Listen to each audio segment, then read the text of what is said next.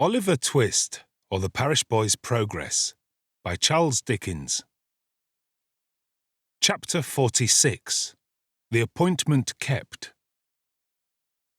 The church clocks chimed 11:15 as two figures emerged on London Bridge. One, which advanced with a swift and rapid step, was that of a woman who looked eagerly about her, as though in quest of some expected object. The other figure was that of a man, who slunk along in the deepest shadow he could find, and at some distance accommodated his pace to hers, stopping when she stopped, and as she moved again, creeping stealthily on, but never allowing himself, in the ardour of his pursuit, to gain upon her footsteps. Thus they crossed the bridge from the Middlesex to the Surrey shore, when the woman, apparently disappointed in her anxious scrutiny of the foot passengers, turned back.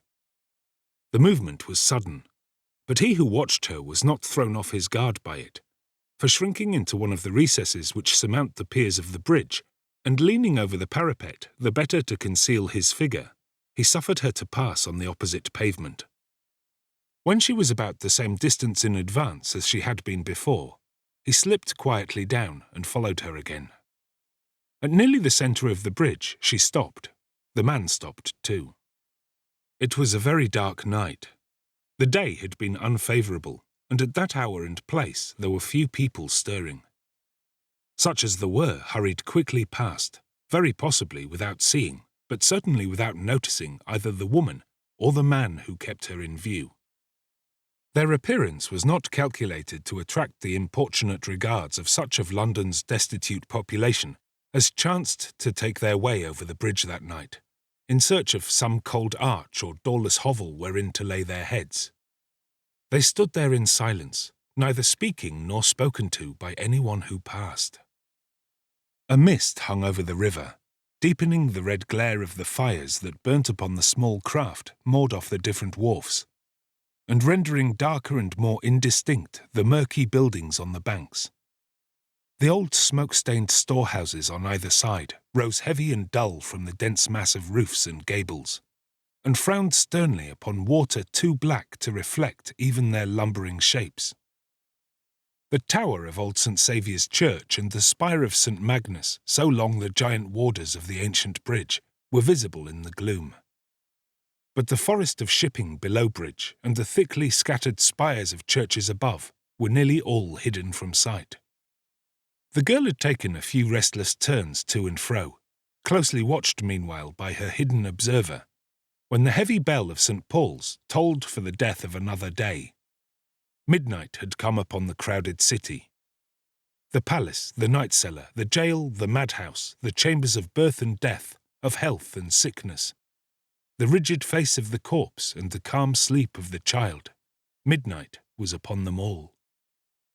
The hour had not struck 2 minutes when a young lady, accompanied by a grey-haired gentleman, alighted from a hackney carriage within a short distance of the bridge, and having dismissed the vehicle, walked straight towards it.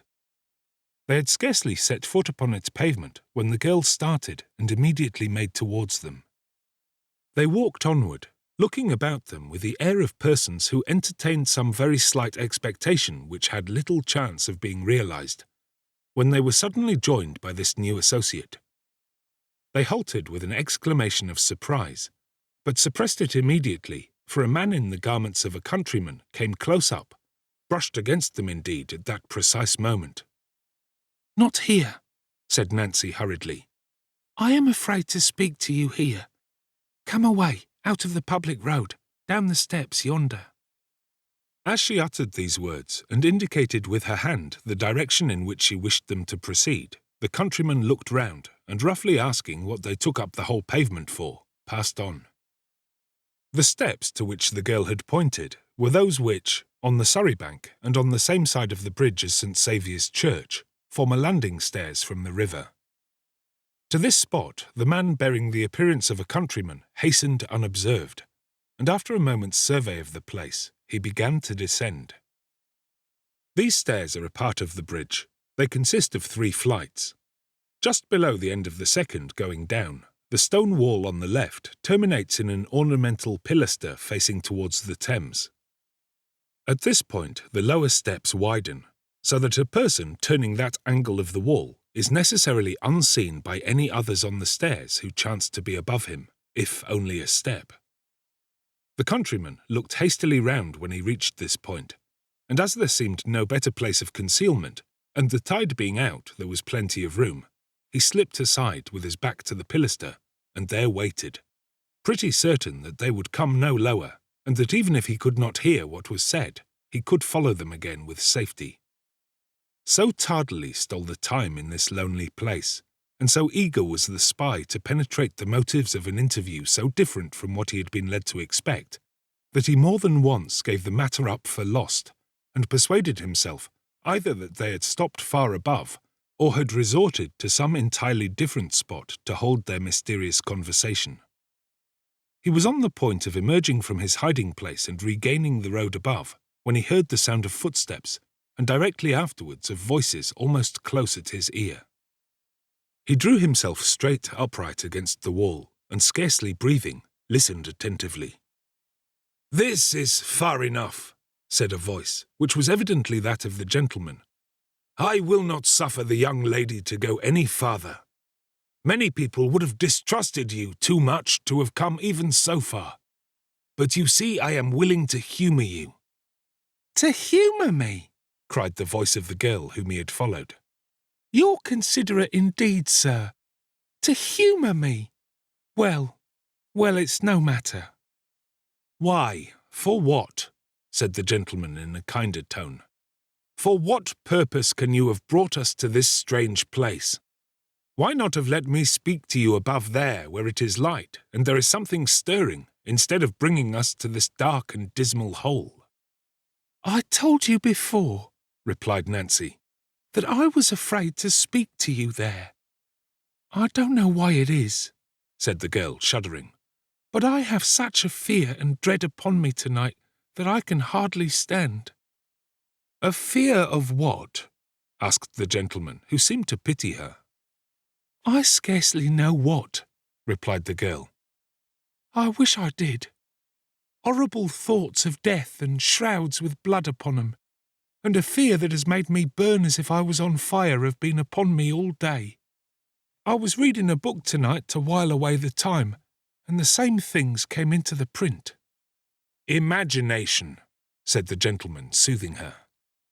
"No imagination," replied the girl in a hoarse voice. "I'll swear I saw coffin written in every page of the book in large black letters. Aye, and they carried one close to me in the streets tonight." "There is nothing unusual in that," said the gentleman. "They have passed me often." "Real ones?" rejoined the girl. "This was not." There was something so uncommon in her manner that the flesh of the concealed listener crept as he heard the girl utter these words, and the blood chilled within him. He had never experienced a greater relief than in hearing the sweet voice of the young lady as she begged her to be calm, and not allow herself to become the prey of such fearful fancies. "Speak to her kindly," said the young lady to her companion. "Poor creature, she seems to need it." "Your haughty religious people would have held their heads up to see me as I am tonight, and preached of flames and vengeance," cried the girl. "Oh, dear lady, why aren't those who claim to be God's own folks as gentle and as kind to us poor wretches as you, who, having youth and beauty and all that they have lost, might be a little proud instead of so much humbler?" "Ah," said the gentleman, "a Turk turns his face after washing it well to the east when he says his prayers. These good people, after giving their faces such a rub against the world as to take the smiles off, turn with no less regularity to the darkest side of heaven. Between the Mussulman and the Pharisee, commend me to the first." These words appeared to be addressed to the young lady, and were perhaps uttered with a view of affording Nancy time to recover herself. The gentleman shortly afterwards addressed himself to her. "You were not here last Sunday night," he said. "I couldn't come," replied Nancy. "I was kept by force." "By whom?" "Him that I told the young lady of before." You were not suspected of holding any communication with anybody on the subject which has brought us here tonight, I hope? Asked the old gentleman. No, replied the girl, shaking her head. It's not very easy for me to leave him unless he knows why. I couldn't give him a drink of laudanum before I came away. Did he awake before you returned? Inquired the gentleman. No, and neither he nor any of them suspect me. Good, said the gentleman. Now listen to me. I am ready, replied the girl as he paused for a moment. This young lady, the gentleman began, has communicated to me and to some other friends who can be safely trusted what you told her nearly a fortnight since. I confess to you that I had doubts at first whether you were to be implicitly relied upon, but now I firmly believe you are. I am, said the girl earnestly. I repeat that I firmly believe it. To prove to you that I am disposed to trust you, I tell you without reserve that we propose to extort the secret, whatever it may be, from the fear of this man Monks. But if, said the gentleman, he cannot be secured, or if secured, cannot be acted upon as we wish, you must deliver up the Jew. Fagin, cried the girl, recoiling. That man must be delivered up by you, said the gentleman. I will not do it. I will never do it, replied the girl. Devil that he is, and worse than devil as he has been to me, I will never do that. You will not, said the gentleman, who seemed fully prepared for this answer. Never, returned the girl. Tell me why. For one reason, rejoined the girl firmly. For one reason that the lady knows and will stand by me in, I know she will, for I have her promise. And for this other reason besides, that bad life as he has led, I have led a bad life too. There are many of us who have kept the same courses together, and I'll not turn upon them who might, any of them, have turned upon me, but didn't, bad as they are. Then, said the gentleman quickly, as if this had been the point he had been aiming to attain, put Monks into my hands and leave him to me to deal with. What if he turns against the others? I promise you that in that case, if the truth is forced from him, there the matter will rest. There must be circumstances in Oliver's little history which it would be painful to drag before the public eye, and if the truth is once elicited, they shall go scot-free. And if it is not? Suggested the girl. Then, pursued the gentleman, this Fagin shall not be brought to justice without your consent. In such a case I could show you reasons, I think, which would induce you to yield it. Have I the lady's promise for that? Asked the girl. You have, replied Rose. My true and faithful pledge. Monks would never learn how you knew what you do, said the girl after a short pause. Never, replied the gentleman. The intelligence should be brought to bear upon him that he could never even guess. I have been a liar and among liars from a little child, said the girl after another interval of silence. But I will take your words. After receiving an assurance from both that she might safely do so, she proceeded in a voice so low that it was often difficult for the listener to discover even the purport of what she said. To describe by name and situation the public house whence she had been followed that night. From the manner in which she occasionally paused, it appeared as if the gentleman were making some hasty notes of the information she communicated. When she had thoroughly explained the localities of the place, the best position from which to watch it without exciting observation, and the night and hour on which Monks was most in the habit of frequenting it, she seemed to consider for a few moments, for the purpose of recalling his features and appearances more forcibly to her recollection. He is tall, said the girl, and a strongly made man, but not stout.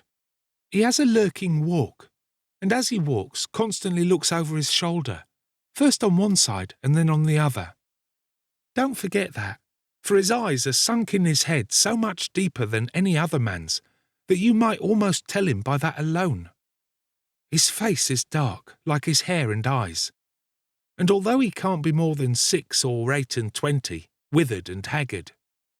His lips are often discoloured and disfigured with the marks of teeth, for he has desperate fits, and sometimes even bites his hands and covers them with wounds. Why did you start? Said the girl, stopping suddenly.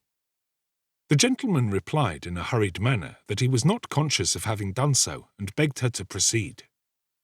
Part of this, said the girl, I have drawn out from other people at the house I tell you of, for I have only seen him twice, and both times he was covered up in a large cloak. I think that's all I can give you to know him by. Stay, though, she added. Upon his throat, so high that you can see a part of it below his neckerchief when he turns his face, there is a broad red mark, like a burn or a scald, cried the gentleman. How's this? Said the girl. You know him. The young lady uttered a cry of surprise, and for a few moments they were so still that the listener could distinctly hear them breathe. I think I do, said the gentleman, breaking silence. I should by your description. We shall see. Many people are singularly like each other. It may not be the same. As he expressed himself to this effect with assumed carelessness, he took a step or two nearer the concealed spy, as the latter could tell from the distinctness with which he heard him mutter, It must be he. Now, he said, returning, so it seemed by the sound, to the spot where he had stood before, you have given us most valuable assistance, young woman, and I wish you to be the better for it. What can I do to serve you? Nothing, replied Nancy. You will not persist in saying that, rejoined the gentleman, with a voice and emphasis of kindness that might have touched a much harder and more obdurate heart. Think now. Tell me. Nothing, sir, rejoined the girl, weeping. You can do nothing to help me. I am past all hope indeed. You put yourself beyond its pale, said the gentleman. The past has been a dreary waste with you, of youthful energies misspent, and such priceless treasures lavished as the Creator bestows but once, and never grants again. But, for the future, you may hope. I do not say that it is in our power to offer you peace of heart and mind, for that must come as you seek it. But a quiet asylum, either in England or, if you fear to remain here, in some foreign country. It is not only within the compass of our ability, but our most anxious wish to secure you. Before the dawn of morning, before this river wakes to the first glimpse of daylight, you shall be placed as entirely beyond the reach of your former associates, and leave as utter an absence of all trace behind you as if you were to disappear from the earth this moment. Come, I would not have you go back to exchange one word with any old companion, or take one look at any old haunt, or breathe the very air which is pestilence and death to you. Quit them all while there is time and opportunity. She will be persuaded now, cried the young lady. She hesitates, I am sure. I fear not, my dear, said the gentleman. No, sir, I do not, replied the girl after a short struggle. I am chained to my old life. I loathe and hate it now, but I cannot leave it. I must have gone too far to turn back, and yet I don't know, for if you had spoken to me so some time ago, I should have laughed it off. But, she said, looking hastily round, this fear comes over me again. I must go home. Home, repeated the young lady, with great stress upon the word. Home, lady, rejoined the girl. To such a home as I have raised for myself with the work of my whole life. Let us part. I shall be watched or seen. Go, go. If I have done you any service, all I ask is that you leave me and let me go my way alone. It is useless, said the gentleman with a sigh. We compromise her safety, perhaps, by staying here. We may have detained her longer than she expected already. Yes, yes, urged the girl. You have. What, cried the young lady, can be the end of this poor creature's life? "What?" repeated the girl. "Look before you, lady. Look at that dark water. How many times do you read of such as I, who spring into the tide and leave no living thing to care for or bewail them? It may be years hence, or it may be only months, but I shall come to that at last." "Do not speak thus, pray," returned the young lady, sobbing. "It will never reach your ears, dear lady, and God forbid such horrors should," replied the girl. "Good night, good night." The gentleman turned away. "This purse," cried the young lady. "Take it for my sake, that you may have some resource in an hour of need and trouble." "No," replied the girl. "I have not done this for money. Let me have that to think of. And yet, give me something that you have worn. I should like to have something. No, not a ring. Your gloves or handkerchief. Anything that I can keep as having belonged to you, sweet lady. There. Bless you. God bless you. Good night. Good night." The violent agitation of the girl and the apprehension of some discovery which would subject her to ill usage and violence seemed to determine the gentleman to leave her as she requested. The sound of retreating footsteps were audible and the voices ceased. The two figures of the young lady and her companion soon afterwards appeared upon the bridge. They stopped at the summit of the stairs. "Hark!" cried the young lady, listening. "Did she call? I thought I heard her voice." "No, my love," replied Mr. Brownlow, looking sadly back. "She has not moved, and will not till we are gone." Rose Maylie lingered, but the old gentleman drew her arm through his and led her with gentle force away. As they disappeared, the girl sunk down nearly at her full length upon one of the stone stairs, and vented the anguish of her heart in bitter tears.